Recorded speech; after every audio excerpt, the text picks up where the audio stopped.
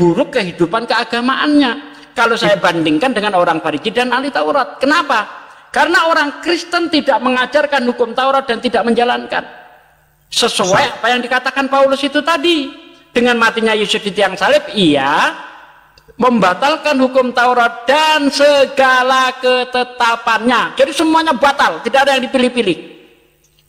Coba dibaca ini Ustadz Juki. Kalau kita gabung menjadi, tadi kan dijadikan satu dalam kasih Kristus kan. Sekarang kita coba di dalam 14:6 itu, akulah jalan, kebenaran, dan hidup. Kemudian perintah di Matius 5, kalau tidak salah ayat 19. Jangan kamu marah pada saudaramu, kalau marah akan dihukum. Jangan mengatakan kafir kepada saudaramu, kalau mengatakan kafir akan dihadapkan ke mahkamah. Jangan mengatakan jahil kepada saudaramu, kamu akan dimasukkan ke neraka jahanam. Itu kan hak pemerintah, hak agama, dan hak Allah. Itu perintah Yesus loh itu. Okay. Supaya apa? Supaya memperoleh kasih karunia tadi gitu loh. Baik. Mengenai Yohanes 14 ayat 6 ya. Akulah jalan kebenaran dan hidup, orang tidak akan sampai kepada Bapa kalau tidak melalui aku. Ini bukan berarti Yesus itu membatalkan hukum Taurat. Justru Yesus itu supaya menurut Yesus supaya selamat, ikuti jalan dia. Bagaimana dia, apa yang dia kerjakan, ikuti. Yesus taat hukum Taurat, taatlah kalian terhadap hukum Taurat. Itu yang diajarkan Yesus. Makanya Yesus berkata di dalam Matius 7 ayat 21, bukan setiap orang yang berseru kepadaku Tuhan, Tuhan, kerajaan surga, melainkan mereka yang menuruti kehendak Bapa yang di surga. Apa kehendak Bapa di surga itu? Jalankan segala perintah Tuhan. Itu juga yang diajarkan Yesus di dalam Lukas 18 ayat 18 tadi itu. Ketika ada orang kaya bertanya, guru yang baik, perbuatan apa yang harus aku lakukan supaya mendapatkan hidup yang kekal? Kata Yesus, mengapa kamu berkata aku baik? Tidak ada satupun yang baik kecuali hanya Allah saja. Jika kamu ingin mendapatkan hidup yang kekal, apakah kamu tidak tahu perintah Tuhan? Apa perintah Tuhan? Hukum Taurat. Oke, sekarang gini Ustaz Juki, ini juga Yesus yang mengatakan, orang yang berbuat baik akan dibangkitkan untuk hidup kekal. Orang yang buat jahat akan dibangkitkan untuk dihukum. Berarti kan yang berbuat baik tidak akan dihukum. Itu gimana dengan kaitannya dengan hukum Taurat? Justru Pak, kalau itu Anda bawa ini membatalkan adanya penyaliban Yesus, dosa. Karena setiap orang akan dihakimi menurut perbuatannya. Kan begitu di dalam kitab Wahyu juga, setiap orang akan dihakimi menurut perbuatannya. Orang yang berbuat baik tentu orang yang taat terhadap perintah-perintah Tuhan berupa hukum Taurat. Orang yang jahat adalah orang-orang yang melanggar perintah Taurat. Clear. Ada apa dengan itu? Justru itu membatalkan penebusan dosa kalau itu. Oke, itu pemahaman Ustadz Juki. Sekarang gini, yang tadi Ustadz Juki belum jawab. Di dalam disalib itu kan ada 3 orang, yang 2 itu penjahat. Yang satu itu diajak Yesus untuk sekarang ikut juga padaku ke Firdaus. Itu apakah dia menjalankan hukum Taurat? Kalau mengenai penyaliban itu saya nggak percaya Pak. Jangan dibawa ke situ. Saya nggak percaya adanya penyaliban itu. Makanya itu kaitannya dengan kasih karunia, bukan Taurat gitu loh. Taurat itu semua manusia nggak akan bisa menjalankan 613 itu, harus semua dilakukan itu. Dilakukan dengan benar. Tidak boleh salah sedikit pun. Padahal manusia itu pasti ada kesalahan. Pasti, semua orang pasti punya kesalahan gitu loh. Karena kita kan dikuasai iblis dan dikuasai Roh Kudus. Kalau kita roh iblis, maka kita akan ke jurang maut. Kalau kita menuruti Roh Kudus, akan dalam kebenaran menjadi satu di dalam kerajaan Allah, menjadi satu dalam Allah Bapa dan Kristus itu gitu loh. Tapi caranya gimana? Pencurahan roh, pencurahan darah itu maksudnya pencurahan roh.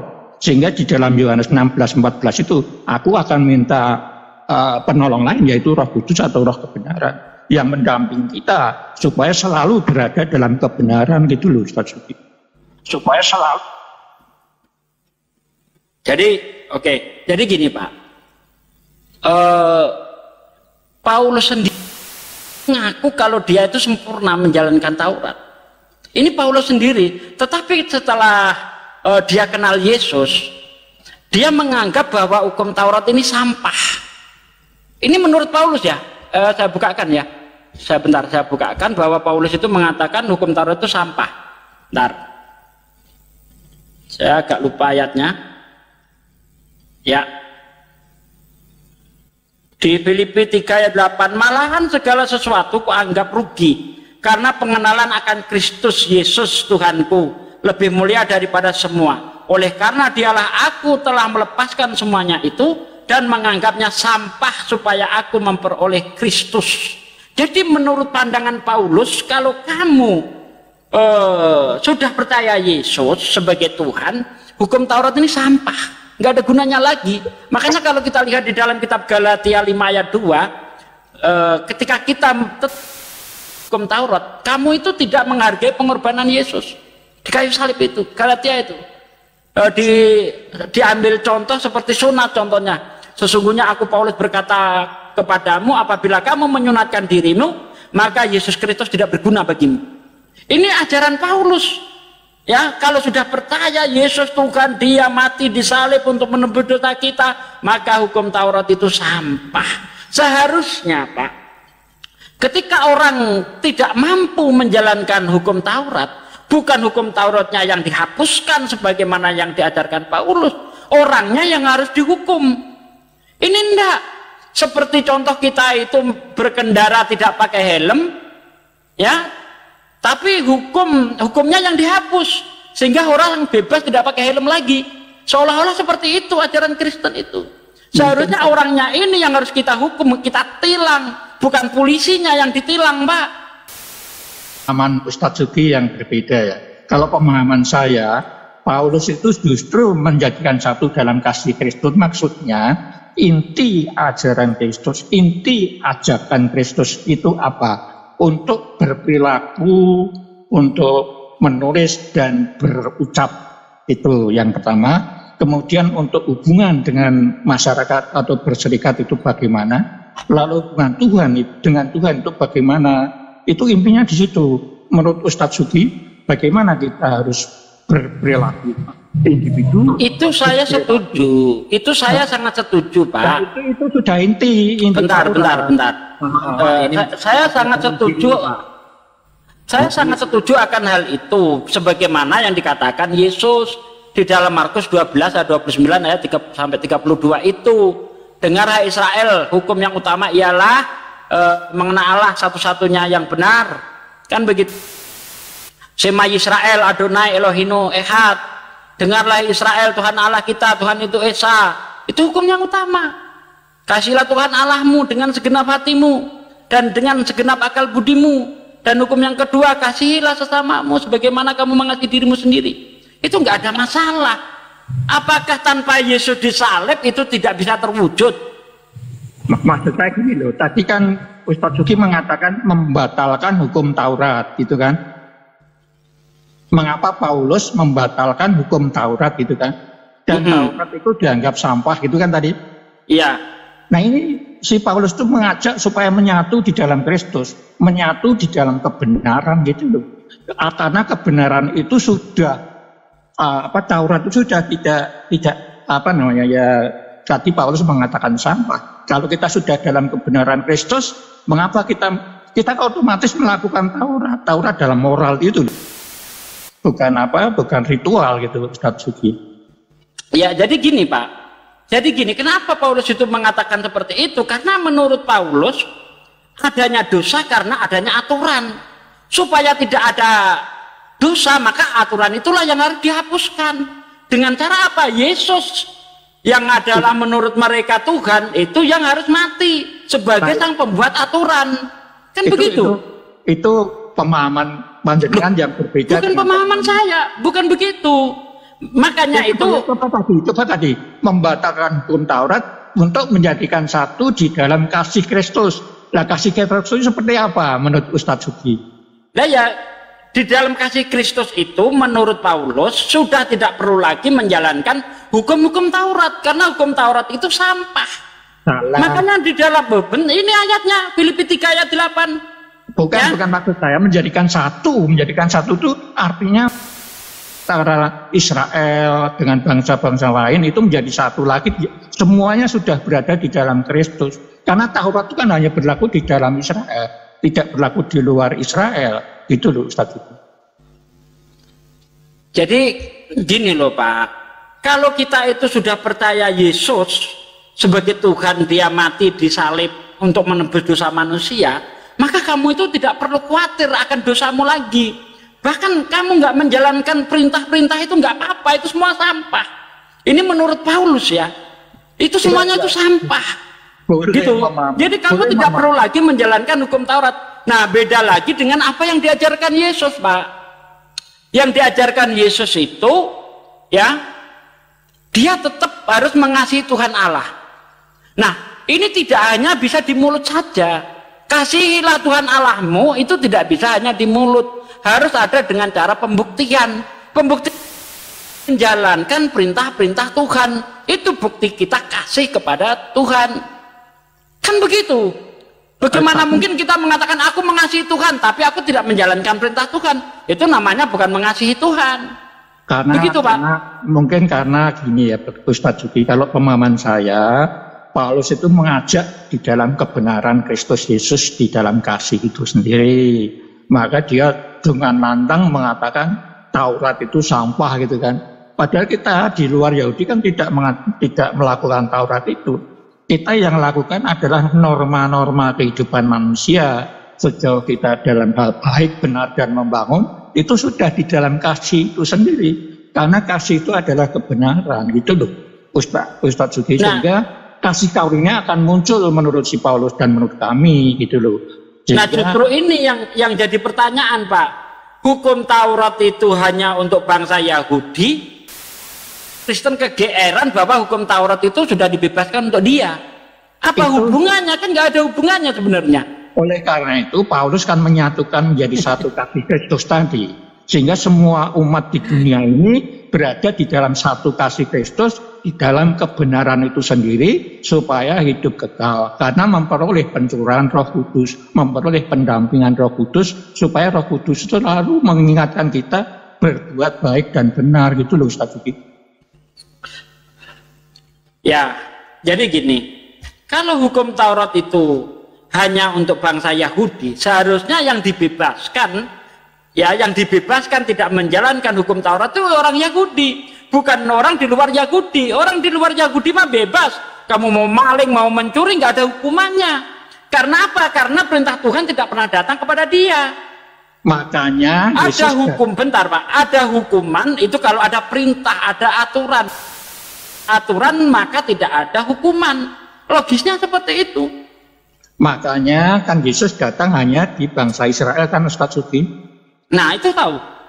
Iya, karena apa? Untuk meleburkan menjadi satu dalam kasih Kristus, sehingga umat manusia di dunia ini tidak ada lagi bangsa Israel dan bangsa ini, tetapi sudah berada dalam kasih Kristus sendiri. Gitu, ini gimana sih? Anda tadi sudah mengakui bahwa Yesus itu hanya untuk bangsa Israel, tetapi kok Anda ini tetap ingin menjadikan Yesus ini sang penyelamat. Ini gimana?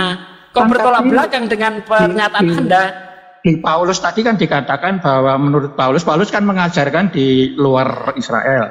Paulus mengatakan Taurat menjadi dianggap sampah untuk menjadikan satu dalam kasih Kristus kan.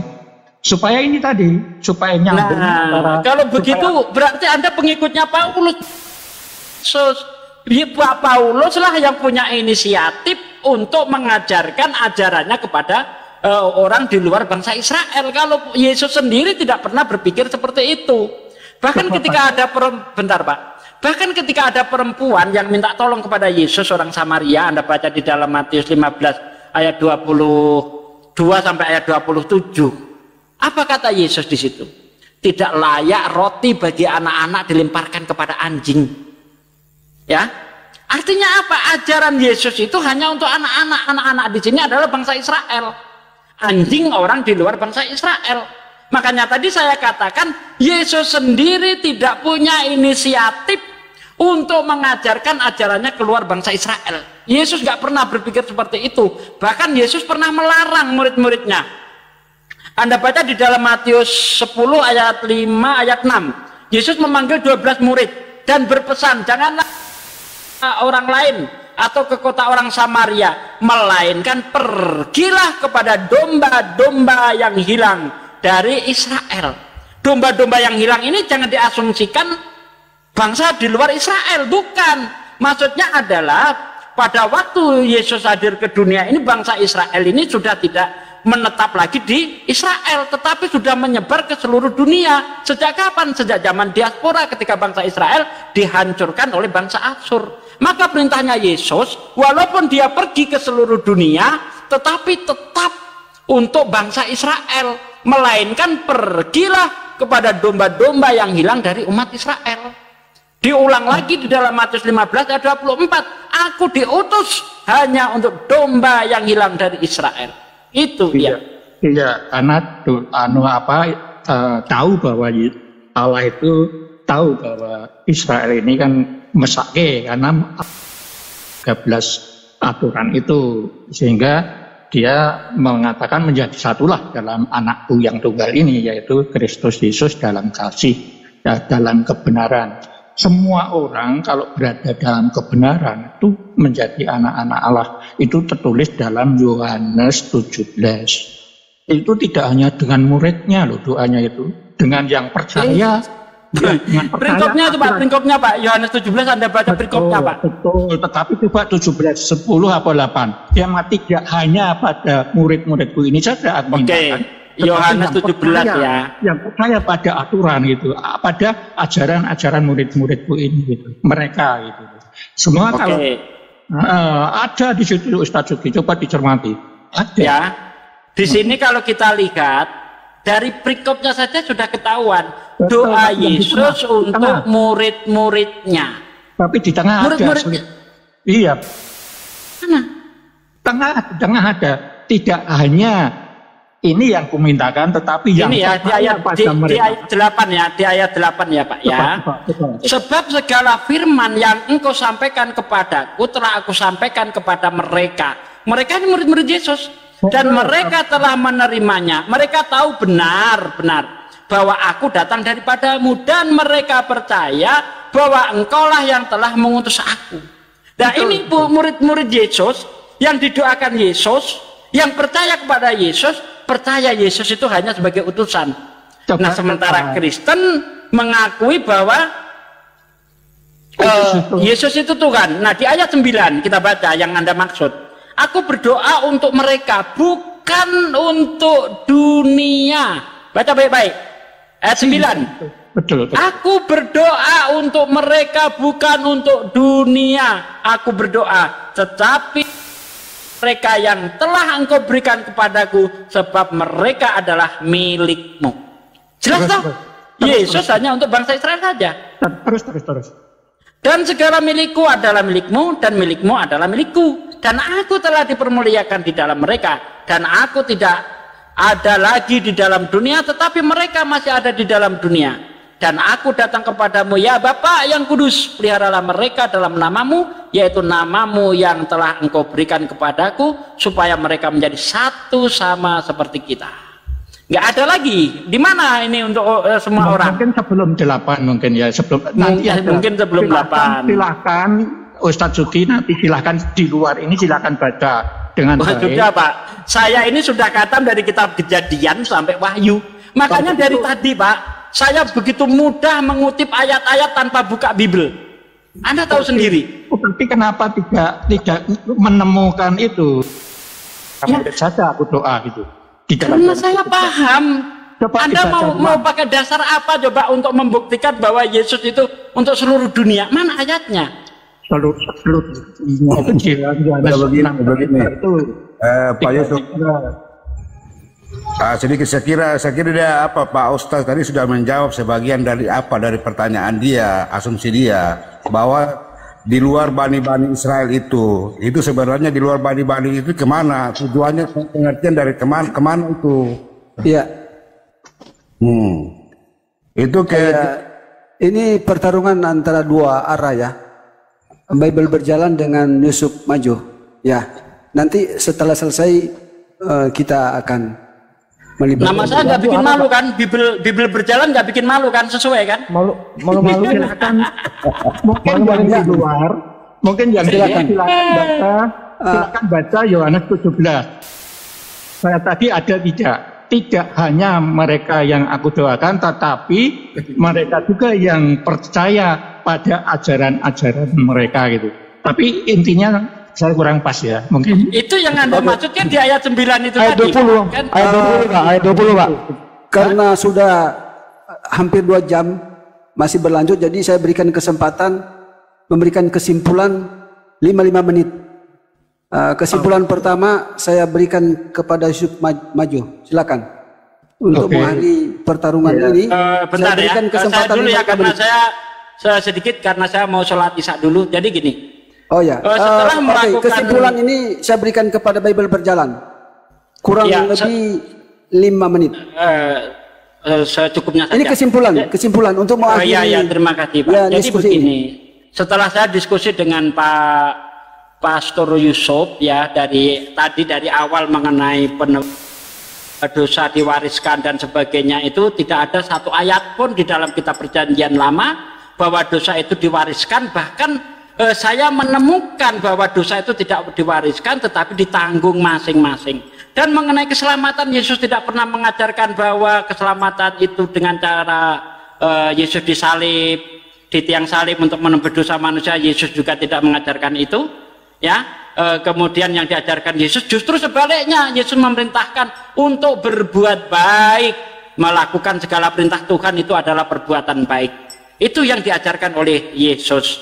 Jadi saya lihat selama diskusi ini justru saya menemukan antara apa yang diajarkan Paulus dengan diajarkan Yesus itu sangat berbeda sekali. Terima kasih. Yang lain monggo nanti dilanjut. Oke, selanjutnya terima kasih. Kita mendengarkan ya kesimpulan dari Yusuf maju ya tentang dosa waris dan hukum Taurat apakah telah saya berikan kesempatan 5 menit. Sesudah itu kita maju ke topik baru. Oke. Silakan Yusuf maju. Nanti saya sedikit ya Pak. Izin ya. Nanti sesudah Yusuf maju selesai. Silakan. Udah kamu diam aja dulu. Ini antara Yusuf maju dengan Bible berjalan. Lu diam aja dulu. Ini saudara apa nih mau berstatement. Lanjut. Ya, terima kasih atas kesempatan yang diberikan pada saya dan mohon maaf jika banyak kesalahan. Maksud saya hanya perbedaan pemahaman saja. Kalau menurut saya dengan adanya pencurahan darah dan makan roti atau makan tubuh itu maksudnya makan firman karena Yesus kan firman menjadi daging.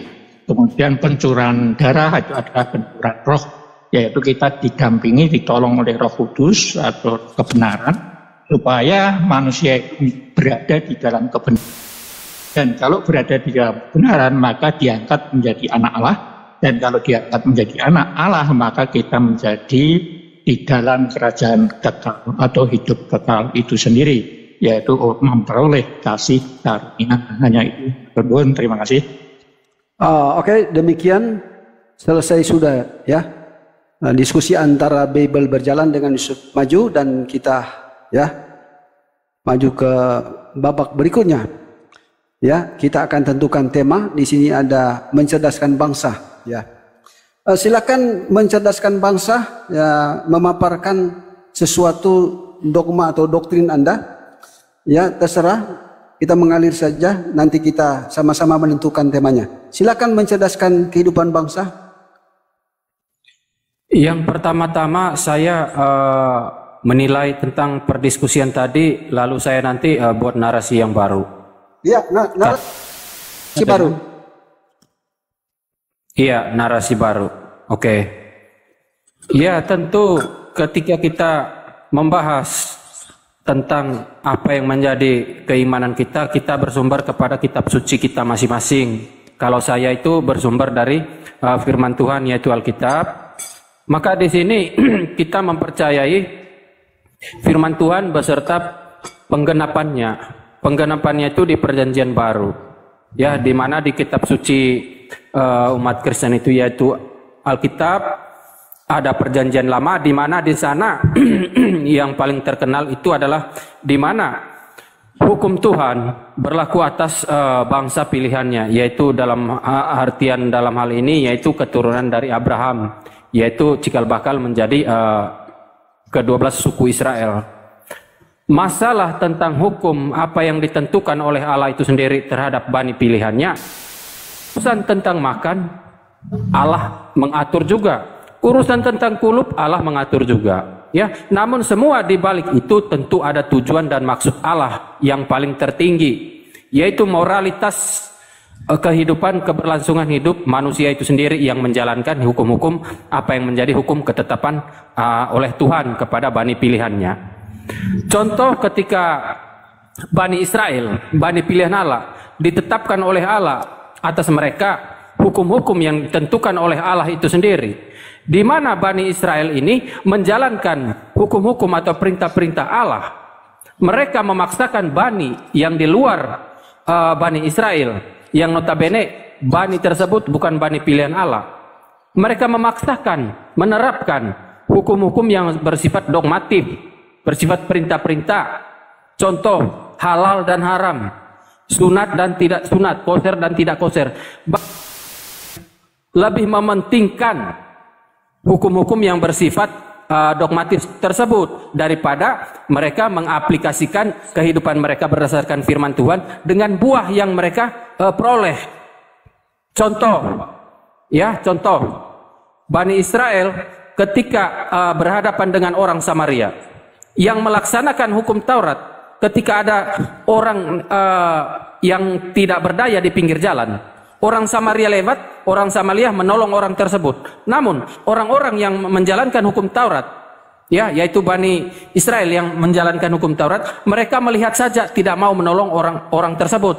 Maka di situ letak perbedaannya. Allah tidak mau menimbulkan kebencian di antara umat manusia, maka Allah menurunkan firman-Nya melalui perjanjian baru, yaitu kegenapan dari hukum Taurat. Di Roma pasal 10 ayatnya yang keempat, saya pikir sudah cukup. Oke, silakan. Ya, sudah cukup. Saya ingin bertanya kepada Bible Berjalan, apakah masih bersedia single fighting? Pak Danse. Oke, ini kebetulan ini radio TikTok sudah ada dan beliau adalah moderator pada channel ini. Jadi saya serahkan kepada radio TikTok sebagai moderator. Ya. Oke, lanjut. Jadi Bible Berjalan lagi sholat, ya. Sementara saya ingin ini dulu. Di sini ada 1, 2, 3, 4 Kristen. Kanjeng ini Kristen atau Muslim? Kanjeng? Oh, Muslim. Muslim ya. Ya. Bang Kanjeng. Radio TikTok saya agak sedikit jauh dari perangkat. Beberapa menit ke depan. Iya, akan saya bantu. Kanjeng Muslim, 3 Muslim, 4 Kristen. Jadi mohon maaf mungkin untuk dari pihak Kristen saya akan turunkan 1 karena saya di sini memposisikan diri sebagai moderator ya, supaya ada keseimbangan ya, atau barangkali ada Muslim yang mau naik lagi. Saya kasih slot 1. Nggak apa-apa ya? Nggak apa-apa. Oke. Iya, nggak apa-apa. Oke, jadi mencerdaskan kehidupan bangsa sudah memberikan statement awal. Sekarang siapa yang untuk sementara ini akan berdiskusi dengan mencerdaskan kehidupan bangsa? Silakan, Bang Adesop atau Kanjeng. Oke. Statement awal dia bahwa si mencerdaskan bangsa ini tidak membaca Bible-nya sendiri gitu loh. Ketika mengkaji kejadian, ya. Hukum Taurat atau hukum yang tadi dia bawakan kan salah satunya adalah sunat ya. Dia membawakan sunat itu hanya untuk orang Israel, tidak. Karena apa? hukum sunat itu diberikan kepada di dalam kejadian itu kepada Abraham dan keturunannya. Nah, keturunannya ini siapa aja, bukan hanya orang Israel. Ada keturunan dengan Ismail juga diwajibkan untuk bersunat. Justru di sini ya ketabuk sendiri. Kalau memang dia merasa merasa dirinya mengikuti Yesus, ya harusnya sunat dong. Ya, harusnya sunat. Kalau dia pengikut Kristus ya. Saya yakin dia nggak sunat gitu. Kalau dia sunat berarti dia mengikuti Kristus, mengikuti Yesus. Kalau dia nggak sunat berarti mengikuti Paulus. Ya, balik lagi terhadap kitab Taurat. Kitab Taurat ini untuk siapa? Ya untuk orang-orang Israel. Ya, karena hukum Taurat itu juga turun kepada Musa gitu loh. Pertanyaan saya untuk Bang mencerdaskan, ya, di mana ayatnya ya bahwa hukum Taurat itu ya yang dipegang oleh Musa itu menjadi perjanjian lama. Kok bisa gitu loh? Tuhan apakah yang merubah itu adalah Tuhan? Ayat 31 Yeremia 31 ayat 31 Pak. Itu jawabannya langsung. Enggak langsung itu jawabannya. Enggak. Yeremia 31 ayat. Oke. Saya bacakan Yeremia berapa? Nanti dulu. Yeremia 31 ayat 3, Yeremia 31 ayat 31 sampai 34. Oke, menurut pemahaman orang Yahudi, Billy sendiri mengatakan itu bukan perjanjian baru dalam artian perjanjian baru atau Lukas, Matius, Yohanes. Itu adalah untuk perjanjian baru dalam hal kepada Taurat sendiri. Perjanjian lama itu saya tanya di mana ya Tuhan mengatakan atau YHWH ya yang merubah Taurat menjadi perjanjian lama ini siapa gitu loh. Sudah. Apakah Tuhan sendiri yang merubah atau siapa gitu loh. Silakan. Oke ya. Saya mau coba tanggapi narasi. Nanti dulu Pak Anak, ini bukan keroyokan, ini head to head ya, mencerdaskan bangsa. Silakan supaya tertib. Nanti kalau bukannya ngomong satu-satu semua, ya Bang ya. Enggak ya, nanti Anda tunggu. Enggak bukan Ya, begitu. Silakan. Bukan. Kiamat mau menjawab dulu, silakan karena dia yang menjawab duluan. Oke, nanti Terima dulu. kasih Bang mencerdaskan, sudah dikasih kesempatan. Pak Radio kenapa? Nanti Kenapa dulu. Begini rule-nya begini. Iya, saya akan. Jadi sekarang ini adalah head to head, satu lawan satu. Head to head Bang, ini kan diskusi bareng-bareng. Oke, enggak. Sekarang ini, oke lah, Anda turun aja dulu ya. Loh, diturunkan? Ya, jangan bagus jangan. Gak usah. Tadi kan ngapain Bapak hitung orang? Kalau cuma akhirnya satu-satu juga. Ya, begini, ini head to head ya. Ketika head to head, Adesop ini misalkan melawan Kiamat atau melawan mencerdaskan kehidupan bangsa atau melawan Aderion. Sekarang Anda nggak apa-apa. Dia sendiri aja Kiamat aja. Nggak apa-apa. Saya nggak takut kok. Nggak takut. Tolong tunjukkan di mana. Apakah yang merubah Taurat itu perjanjian lama? Bang Adesop, halo. Bang Adesop, dengar dulu. Ya, silakan. Halo, dengar dulu saya ngomong ya. Dengar dulu. Saya tidak ingin Komal ini kisruh. Nanti rungkat, nanti ini korbannya nanti Padance sebagai pemilik Komal ini. Begitu. Jadi kalau mau ribut, mau nanti ayel-ayelan, okol-okolan, silakan di Komal lain saja. Di sini lebih baik pakai aturan supaya Komal ini aman. Seperti tadi ketika Bible berjalan melawan pendeta Yusuf, begitu Bang Aidesop. Oke. Tadi Yeremia berapa, Rion? Yeremia berapa gua buka? Oke, Rion sama ayat 31 sampai 34. Enggak apa-apa, Kiamat aja, enggak apa-apa. Gue tadi udah mempersilahkan Kiamat kok. Bukan, nanti tiga-tiganya bicara semua. Oh, boleh. Iya, tadi kan aku ditanya, Pak. Nih saya jawab ya. Yeremia 31 ayat 3. Pak, tadi kan pertanyaannya, di mana dalilnya bahwa Taurat itu adalah perjanjian lama? Nah, ini lihat. Bukan, pertanyaan saya ya. Kamu ini tunjukin catatan saya nih. Iya, yang merubah Taurat menjadi perjanjian lama siapa gitu loh. Bukan merubah, Taurat itu memang perjanjian lama. Bukan merubah menjadi lama, bukan. Memang itu sudah lama, akan ada perjanjian baru.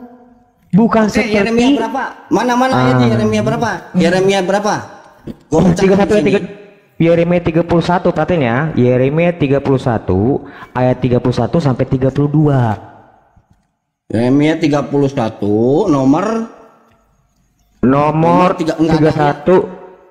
Terserah lu. Nomor katrok banget ayat 31 sampai 32. Ayat itu ada di Al-Qur'an. Jangan usah debat-debat jeroan. Gak usah debat tentang jeroan. 31 sampai 32. Kalau kamu mau ngomong nomor terserah kamu. Nah, sesungguhnya segini, saya buka baca ini. Sesungguhnya akan datang waktunya, demikianlah firman Tuhan, aku akan mengadakan perjanjian baru dengan datang berarti sudah datang belum? Kalau akan datang, kalau akan datang, sudah datang belum? Sebentar. Udah malas kalau kayak gini udah susah. Nanti dulu, kalau akan datang sudah datang belum? Nih dengerin, sesungguhnya akan datang waktunya, demikianlah firman Tuhan, aku akan mengadakan perjanjian baru dengan kaum Israel dan kaum Yehuda. Udah datang belum? Pertanyaan gua ke lu udah datang belum? Keturunan Israel atau keturunan Yehuda, gua tanya. Udah datang belum? Bukan. Udah datang belum? Kalau lu bukan, ngapain lu GR di sini? Nih, gua bacain nih. Nih. Enggak. Nih, sebentar nih. Nih, gua lihat ini, gua perlihatkan nih. Nah, gua perlihatkan di sini. Gua perlihatkan di sini nih.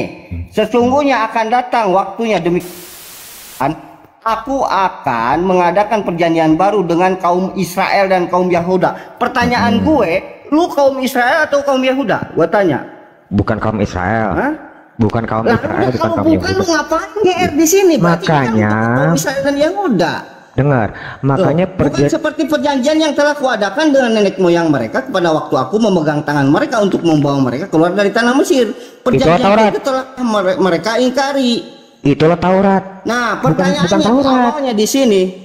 Itu bukan Taurat kan? Iya, ini perjanjian baru bukan Taurat. Bentar. Ini perjanjian baru bukan Taurat kan, Bang? Untuk kaum Israel dan kaum Yehuda. Ya. Pertanyaan gue kan, lu bukan kaum Israel dan kaum Yehuda, iya kan? Lu mau nanya ini berapa kali lagi rencana? Abang ini mau nanya itu rencananya berapa kali lagi? 10 kali lagi? Saya bukan orang Israel. Sekarang ya udah, kalau bukan orang Israel ngapain lu ngaku-ngaku di sini sebagai perjanjian untuk makanya ya. Dengar dulu Bu, dengar dulu Pak, sorry Pak, dengar dulu Pak. Makanya dengar. Makanya di sini ada Kristen. Dengar dulu, ini bukan tentang Kristen atau bukan, ini tentang perjanjian. Udah, kalau bukan Kristen ya makanya gitu loh. Makanya di sini jadi nggak nyambung jawaban lu gitu, gimana sih? Ini belum selesai saya ngomong. Saya kan bilang ini makanya diadakan oleh Yesus perjanjian baru ini.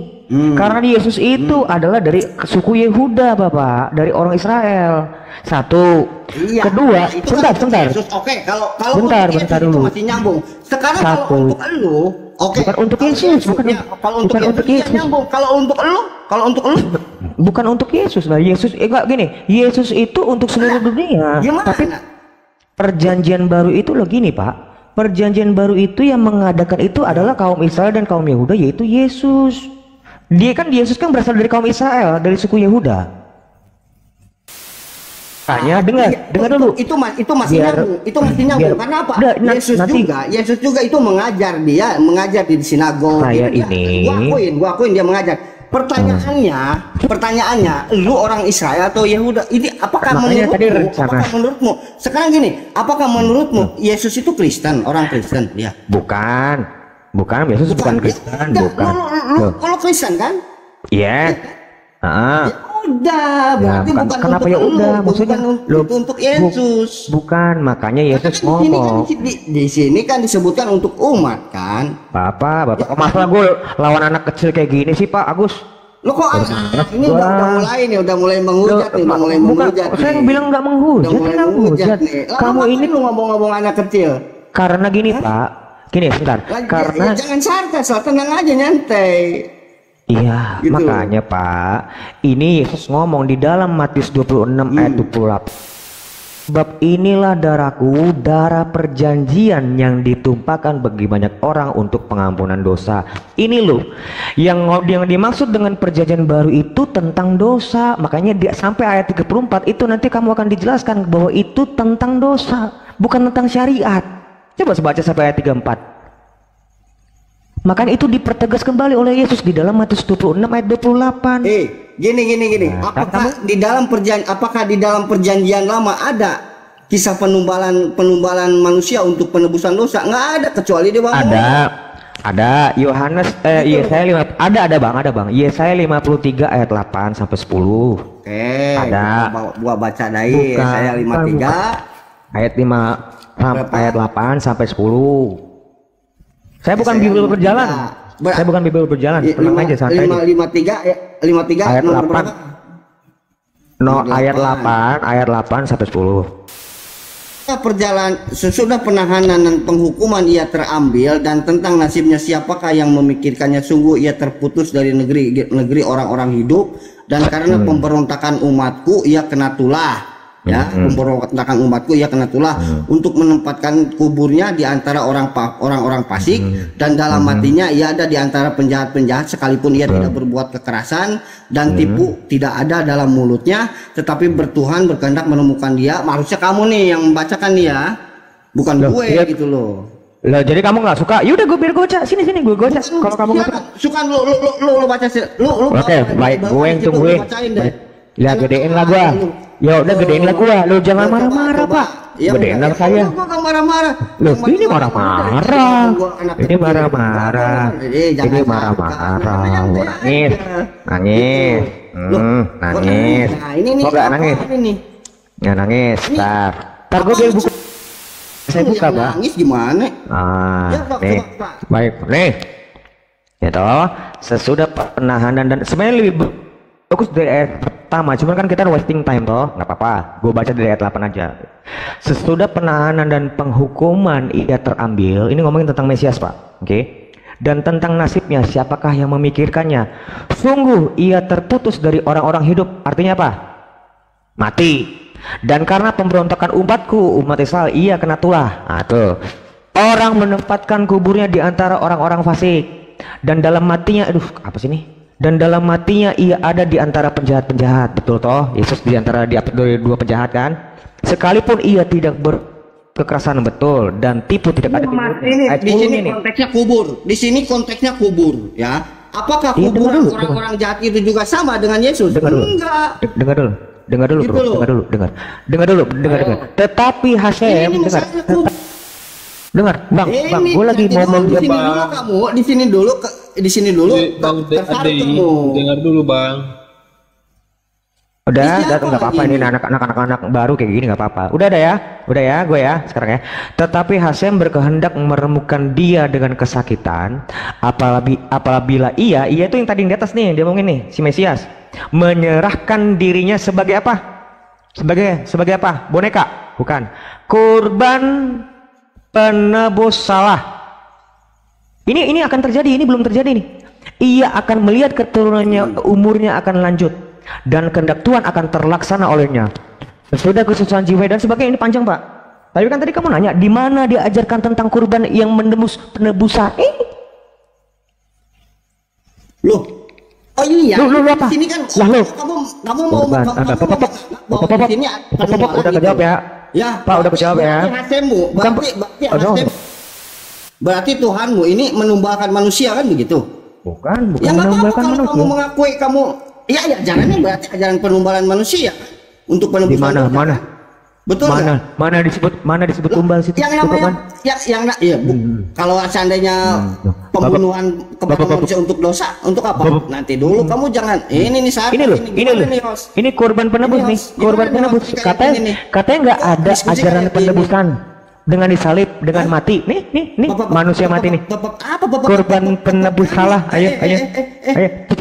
Ya, kamu ini kan penumbalan kan? Enggak, mana dibilang penumbalan? Ini penumbalan. Mana tumbal? Loh, namanya manusia dibunuh untuk dosa itu penumbalan, di mana sih? Mana disebut ditumbalkan? Mana? Loh, yang namanya gini, yang namanya pembunuhan untuk manusia untuk dosa itu penumbalan atau bukan? Bang, ganti aja bang, saya sama anak kecil aja bang, jangan sama orang tua. Kalau kurban untuk hewan iya. Tapi kalau untuk manusia dibunuh ya itu penumbalan namanya. I don't care. Gitu loh. Tapi kamu mau nanya di mana ada kurban manusia di sini? Ya iya. Ya berarti Nggak ada. penumbalan ini kan bahkan nih orang Yahudi Nggak ada bilang tumbal. ini loh Penebus, nih, Bang. apakah Ini orang penebus, Yahudi- bukan kurban tumbal. dengerin Bang, apakah Yesaya ini penafsirannya sama dengan apa yang kau tafsirkan? Tidak, orang Israel tidak. Kiamat Ini kok bukan untuk Yesus. kiamat kok diturunkan Gitu loh. kok kiamat diturunkan. Nanti dulu orang Israel mengaku Udah, gini, Bang. ini bukan untuk Yesus. Gak masalah, Gitu. gak masalah bang. Gini, Loh, saya kok nggak masalah? Abang ini Justru- kalau nggak mau justru- terima justru jawaban gini. saya, Ketika kitab suci ini yang kau anggap suci ini ya, terjadi dua penafsiran ya, terjadi dua ada penafsiran. penafsir. Kamu yang nafsir kalau itu tumbal. Kamu yang nafsir gini, itu tumbal. Disebutnya kurban penebus salah, bukan kurban Kalau tumbal. kamu ini kalau seandainya untuk Kristen ini penumbalan karena Loh, orang enggak, Yahudi enggak. sendiri tidak menganggap Kan? ini. Mas asumsi, gue kan nggak pas ketemu sama orang asumsi. Bukan Loh, ini kan asumsi. Sekarang ini apakah di sini orang Yahudi korban ini mengimani penebus, bukan sebagai korban. sebagai penebus Bang, penebus salah ini sebagai Bang, saya ini bukan anak Yesus? kecil. Orang Yahudi, Bang, saya tanya orang di Yahudi apakah sini. mengakui bahwa ini untuk Yesus? Saya tanya. Di sini Pak ya, saya nggak mau memahami ini dengan tumbal karena Saya tanya, Enggak. apakah Kamu yang menurut tadi orang nanya, Bang. Israel penafsiran orang Israel ini untuk Yesus? lo pasti enggak kalau yang sekarang. Ya udah berarti kalau seandainya enggak ya udah berarti ada ambang jawabannya. Kenapa dong? Enggak, orang enggak Yahudi sekarang kan memang menolak Yesus yang aneh sekarang. Tapi zaman dulu. Oke, apakah Yahudi dengan Yahudi yang Yahudi dulu itu beda? Beda Yahudi banget. dulu yang membunuh Beda Yesus. banget. Oke, Beda sekarang banget. Yahudi Beda dulu, Yahudi dulu yang membunuh Yesus itu mempercayai Yesus Tuhan nggak? Bapak.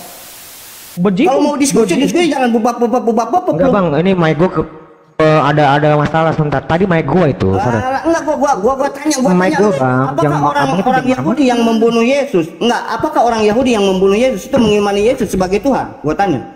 Mengimani, nih lihat. Baik, ini saya kasih kambang. Saya bukan mengimani Yesus Tuhan. Berarti orang Yahudi yang membunuh Yesus itu menyembah Yesus begitu? Oh iya, yang menerima yang sekarang. Dia membunuh Tuhannya. Enggak ada yang membunuh Tuhannya gimana? Enggak, sebentar. Enggak, saya mau menjelaskan. Enggak, saya bang. Enggak, gua tanya. Apakah orang Yahudi yang membunuh Yesus? Apakah orang Yahudi yang membunuh Yesus itu dia menyembah Yesus? Kayak kaset rusak diulang-ulang mulu. Kayak kaset rusak. Saya tunjukkan orang yang membunuh Yesus ya, kata kamu kan orang menyembah Yesus. Justru kata Yesus sendiri orang yang membunuh Yesus itu orang disebut orang berdosa loh. Bukan begitu bang. Gini, sistematis enggak dengar. Gua fokus soalnya. Lu tadi ngomong orang bagus. Lu ngomong. Gua ketemuin anak kecil aja bang.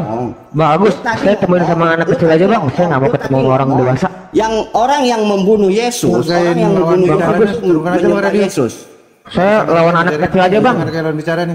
Saya lawan bang. Saya lawan anak kecil aja bang. Saya nggak pas ketemu orang dewasa. Orang yang membunuh Yesus itu menyembah Yesus. Betul. Di bawah gua tanya. Rion tadi ngomong begitu nggak? Orang Yahudi yang membunuh Yesus itu menyembah Yesus. Betul nggak? Saya tanya nih, saksinya yang di bawah. Mana? Coba. Betul nggak dia ngomong seperti itu? Betul. Betul. Yang ngomong Islam semua. Yang ngomong emak lu semua. Emak nama Babel yang ngomong. Mulai.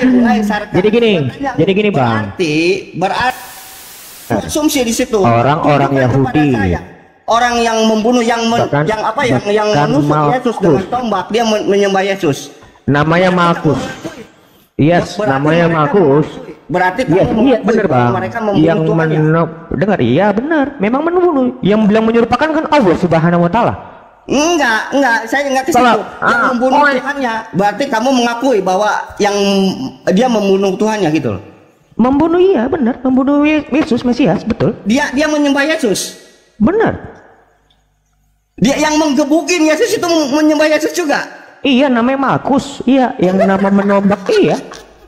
Lah kok ketawa? Enggak, yang meludahin Yesus juga itu menyembah Yesus. Oh, saya nggak tahu yang namanya meludahin siapa. Enggak. Oke. Itu kan Ada ayatnya ya. Ada iya, saya nggak tahu. Diludahin. Ada. Oke, gua tunjukkan. Oh. Gua tunjukkan ya. Apakah kan dia menyembah Yesus? Berarti cara penyembahan Yesus dengan meludahi gitu. Meludahi kok menyembah dengan jangan lari-lari kamu. Ada. Enggak, bukan lari-lari. Kamu kan Bang, tadi ada Bang. ngomong. Aku Tolong, fokus Bang. orangnya. Aku fokus orangnya. Bang. Lu kan tadi ngomong. Bang, orang aduh, yang Bang. menyembah Yesus. Gue sama anak kecil ya, Bang. Saya nggak mau ketemu orang dewasa. Yahudi dulu yang membunuh Yesus itu adalah yang menyembah Yesus, betul kan? Yang membunuh Yesus itu kan? Ya iya betul. Kamu mengakui tadi, iya kan? Lalu kenapa Yesus mengatakan dia orang-orang berdosa? Bahkan Pak, Ayo. nih lihat, ini orang tentara Romawi ini dia namanya Markus. Markus ini dia menjadi priest. Dia menjadi Kristen. Ini namanya Markus. Tentara Romawi. Satu, yang kedua, di dalam Kisah Para Rasul 14 ayat 1. Nih, di Ikonium pun kedua rasul itu masuk ke rumah ibadat orang, ke YouTube-nya orang Yahudi, Tovia Singer bukan? Masuk ke rumah ibadat orang Yahudi, bait Allah. Lalu mengajar dengar dulu Bang, dengar dulu. Lu nggak ngerti. Lu nggak ngerti. Pak, ini saya ketemu sama orang kecil aja Bang. Aduh. Enggak, bentar dulu Bang.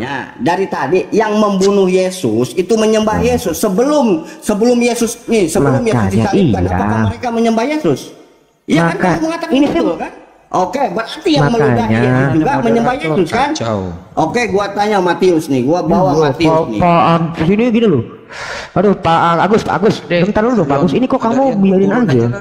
Pusing lah. 7, Matius 26 nomor. Iya, sama. Pak Agus, saya pusing loh Pak. Ini diulang-ulang mulu.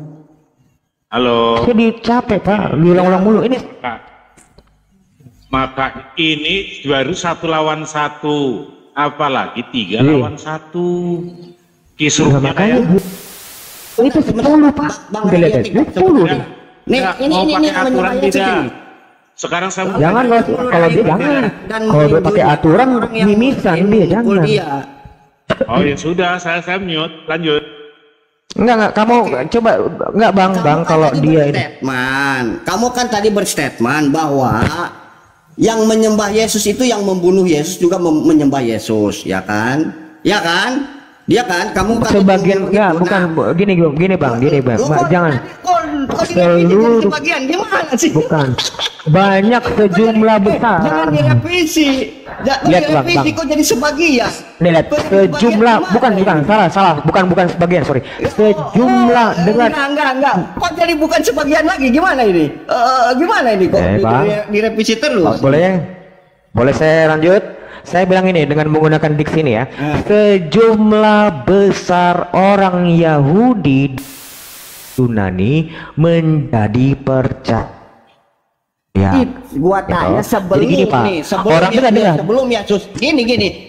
Yesus disalib ya, orang-orang yang membunuh Yesus apakah mereka menyembah Yesus? Itu pertanyaan gue. Lu mengatakan betul. Oke. Berarti di Matius 26 nomor 67 lalu mereka meludahi mukanya dan meninjunya, orang-orang lain memukul dia dan berkata, celakalah, cobalah katakan kepada kami, hei Mesias, siapakah yang memukul engkau? Ini dia gua buktikan bahwa dia tidak Pak, ini bukan PDF ya, sebentar Pak, ini bukan PDF, ini Alkitab. Yang saya gunakan itu Alkitab, bukan PDF. Enggak, tadi di bawah. Kamu nggak perlu saya tanggapin. Gua fokus orangnya. Lu ngikutin kalimat-kalimat gua aja lo deh. Kan bahwa orang yang menyembah Yesus, orang yang membunuh Yesus itu menyembah Yesus, itu Yahudi. Nih, kau mengatakan kan orang Yahudi dulu menyembah Yesus. Banyak Yahudi, banyak. Nah, gua buktikan di sini dia tidak menyembah Yesus. Dia bahkan meludahi. Yang membunuh itu kan orang Romawi, Pak. Bahkan dia tidak menganggap bahwa dia itu Mesias, gitu loh. Eksekutor itu kan orang Romawi. Coba kamu baca Matius 26 nomor 67. Enggak. Gini, Gang. Harusnya gini, Bang. Kok enggak? Tadi kamu mengatakan kita fokus dulu yang ini. Aku enggak mau yang lain. Kamu tadi mengatakan Ya kan? Siapa sih namanya? Kamu tadi mengatakan orang yang membunuh Yesus sabar. itu menyembah Yesus, betul kan? Istighfar.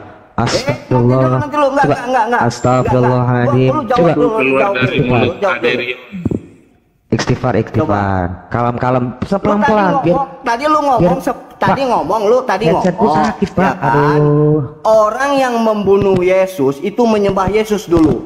Nah, di Matius 26 nomor 67, lalu mereka meludahi mukanya dan meninjunya, orang-orang lain memukul dia dan berkata, cobalah katakan kepada kami, hei Mesias, siapakah yang memukul engkau? Bahkan Mesias pun dia nggak mempercayai. Kamu ini asumsi tadi.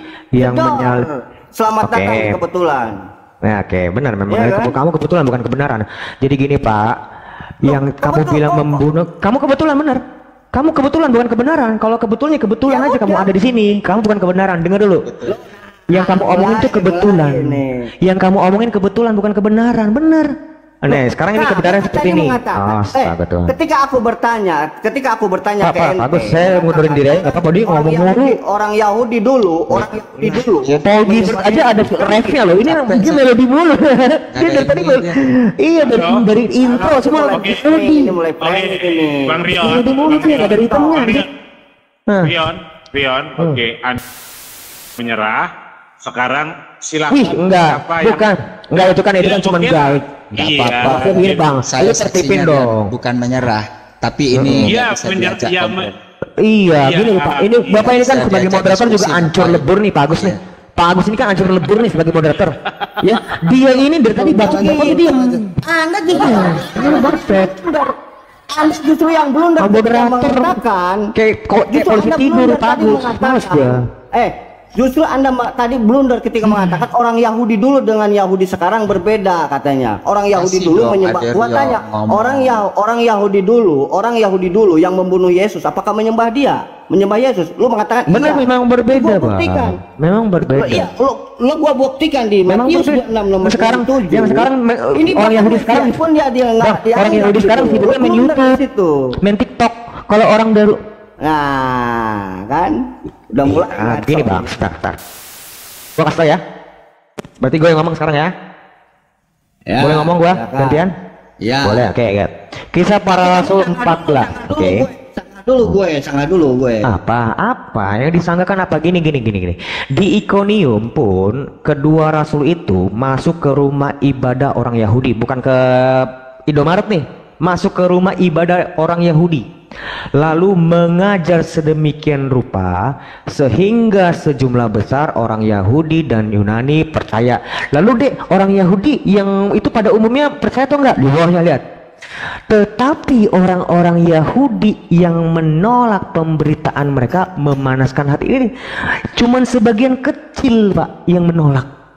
Tapi sejumlah besar orang Yahudi justru menjadi percaya. Nah, orang sekarang itu berbeda dengan orang Yahudi zaman dulu. Ya, pengajar-pengajar Yesus, murid-murid Yesus pun orang-orang Yahudi banyak. Itu banyak. Jadi kamu bilang kalau kamu belajar orang kitab Taurat sama kitab Tanakh itu belajar sama orang-orang zaman sekarang, tentu mereka pasti menolak Yesus, pasti itu. Tapi ingat, Yesus itu seorang Yahudi dan bahkan mereka menolak Yesus. Yesus mengajarkan akulah dia, akulah Mesias itu. Mesias itu memang Tuhan dan Allah kok, betul. Memang Tuhan dan Allah. Mereka itu menolak itu. Gitu Bang. Jadi di dalam Lukas 24 ayat 44, sebentar. Coba Mesias Allah itu di mana? Mesias Tuhan dan Allah itu di dalam perjanjian lama. Karena yang saya temukan Mesias itu ada di dalam perjanjian lama. Terus gini, kalau kamu mengatakan bahwa di zaman dulu ya, ini kan oke, saya ikutin. Kalau itu setelah sebentar, saya selesai narasi saya dulu dong. Bentar dulu. Saya gini Bang. Saya itu selesaiin dulu narasinya. Lah kan kalau kayak gini kan saya distract loh. Tadi saya mau ngomong, saya lupa toh. Ya, silakan. Saya jadi lupa. Aku catat nih.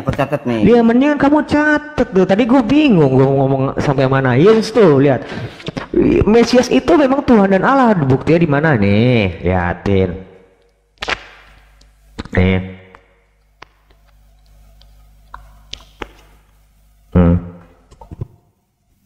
Thomas.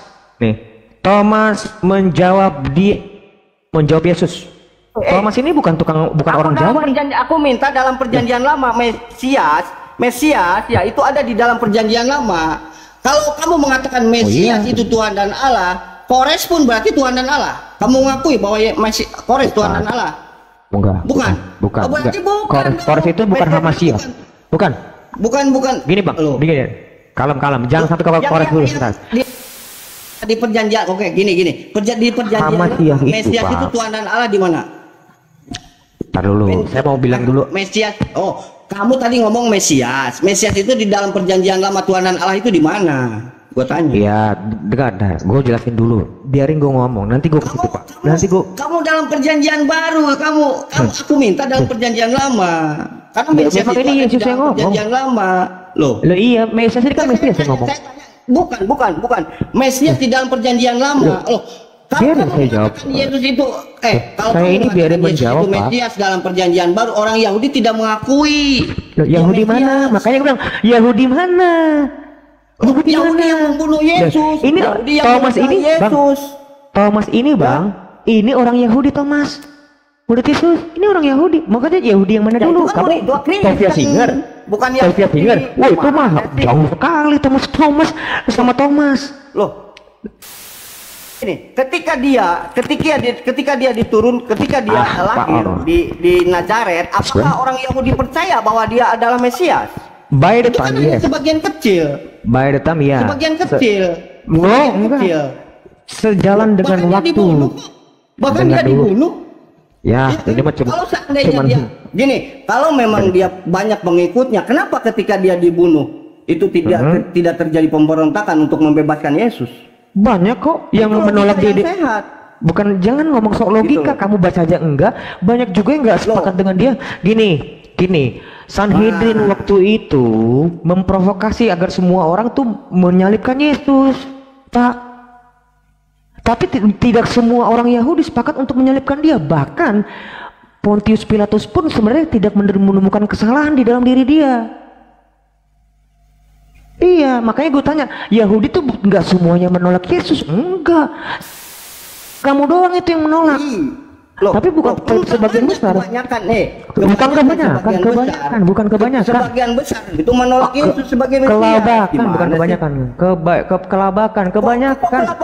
Loh, kamu kelabakan dari mana? Loh, ini loh, Pak. Kelabakan di sini. Kamu asumsi dari tadi. Saya bukan Islam, saya bukan Islam, Pak. Gini, logikanya gini. Kalau memang seandainya Yesus itu diakui sebagai Mesias, sebagai Mesias sama orang Yahudi, di Yahudi mungkin sekarang sudah menjadi mayoritas Kristen. Buktinya tidak ada, 2% pun tidak ada.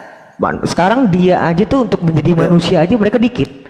Pak, orang Yahudi itu berjibun, Pak, menjadi Kristen. Ya. Israel itu orang kecil. Makanya kok ketawa.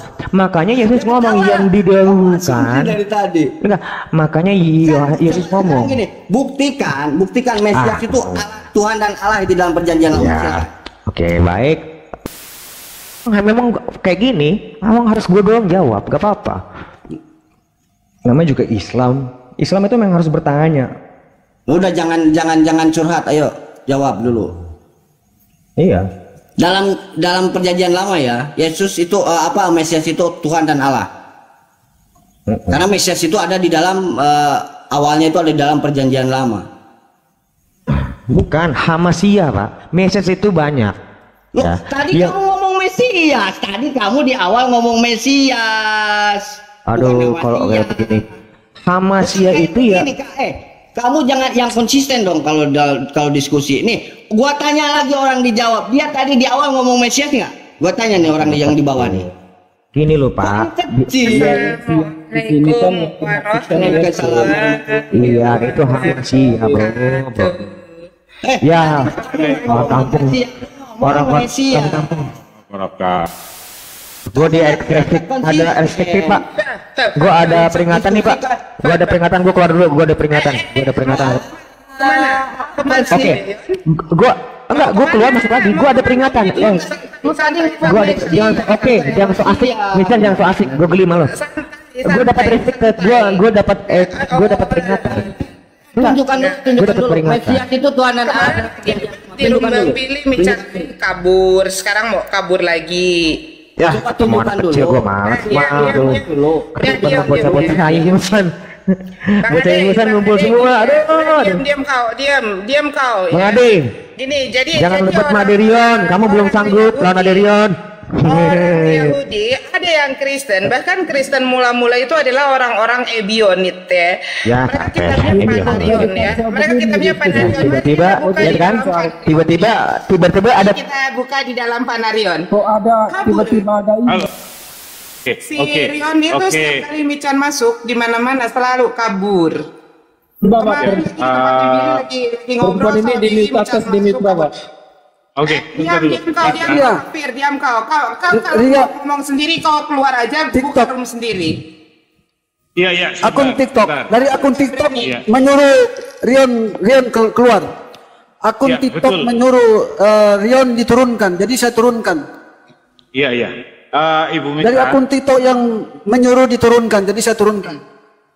Iya, iya, iya. Oke, moderator silakan lanjut. Ya, Ya. moderatornya di sini. Tadi si Iya. Rion. Michan, Ibu Michan. Gini. Bentar, Bang. Halo. Enggak. Maksud saya gini. Ini ada moderator. Iya, ada moderator. Saya ditunjuk moderator sama Pak Danse. Jadi supaya teratur. Jadi Bang Rion tadi Rion kena strike ya. Jadi Bu Michan membuka tema baru.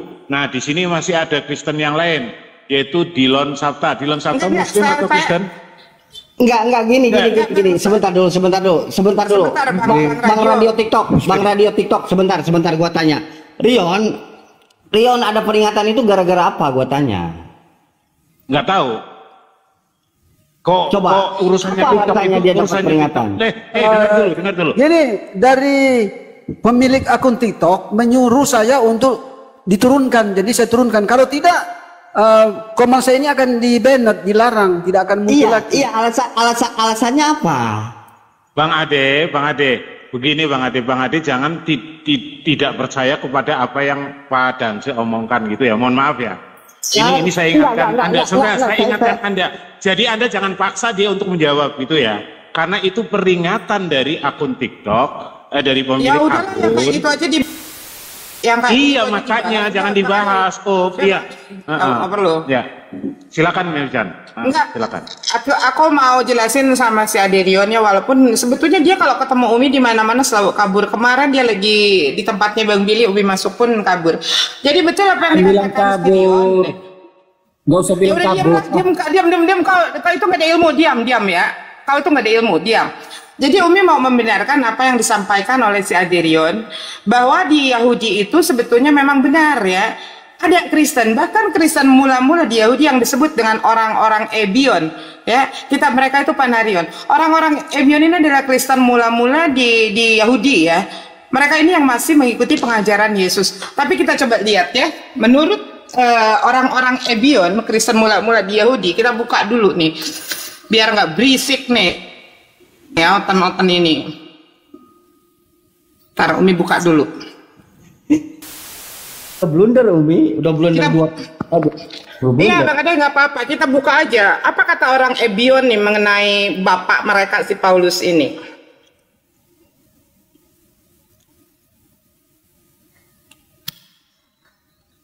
Kita buka ya sama-sama. Bentar kita buka dulu. Bang Host, saya turun sebentar ya, Bang Moderator. Lagi sebentar. Kalau labur. Dalam Yeremia itu kan untuk keturunan Yehuda. Nih ya, supaya kita bisa buka bareng-bareng, silakan teman-teman buka di Google kosong Paul of Tarsus Decipher Talmudi ya. Nah ini, yang paling atas nih, kita klik, kita buka siapa, kita bongkar mereka itu. Nih, ini langsung dari situs Jewish ya, dari situs Jewish, bukan dari Al-Quran, tapi ini dari situs Jewish. Kita lihat, ini dari Talmudi Library. Teman-teman nanti bisa buka semua, tapi Umi mau langsung ke paragraf keempat, di mana di sini ada dalilnya ya, dari Panarion 30.6 ya, 30.6 nomornya 6 sampai dengan 9. Nah di sini bapak gereja orang-orang Ebion ini adalah Kristen mula-mula, ya mereka keturunan Yahudi. Lihat apa yang dikatakan di sana. Mereka orang-orang Ebion menyatakan, ini tentang si Paulus ya, bapak dari teman-teman Kristen ini yang kata Yesus iblislah yang menjadi bapakmu. Mereka orang-orang Ebion menyatakan bahwa dia adalah orang Yunani. Jelas ya, si Paulus itu orang Yunani. Dia dari Kilikia. Dia pergi ke Yerusalem. Kata mereka ketika